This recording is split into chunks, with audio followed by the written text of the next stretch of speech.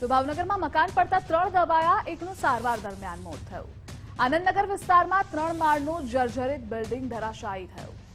Police, fire, PGVCL 108ની team ઘટના સ્થળે મોડી રાતથી હાજર। ફાયર વિભાગ દરમિયાન રેસ્ક્યુ કરી મહિલા અને યુવકને બચાવ્યા।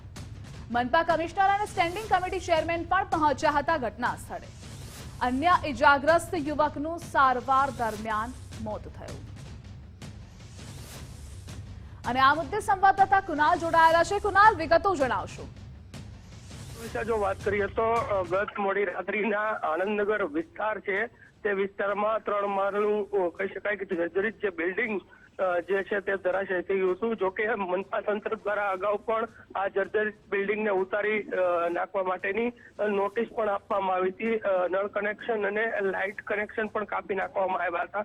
તેમ છતાંય કહી શકાય કે મકાન માલિકની બેદરકારીના કારણે ચોક્કસથી આ 3 માળનું જે બિલ્ડિંગ છે તે ધરાશાયી થયું છે, જેમાં 3 લોકો જે છે તેમાં દટાયા હતા। તેમાં એક યુવાન જે છે તેનું સારવાર દરમિયાન જે છે તે મોત નીપજ્યું હતું। જોકે આજ બંને મહિલા અને એક યુવક છે તેને બંનેને સારવાર જે છે તે ચાલી રહી છે, પરંતુ સવાલ એ થાય છે કે જે પ્રમાણે અહીંયા 3 વર્ષથી આ બિલ્ડિંગ જર્જરિત હતું, મનપા દ્વારા પણ કહી શકાય કે તેની લઈને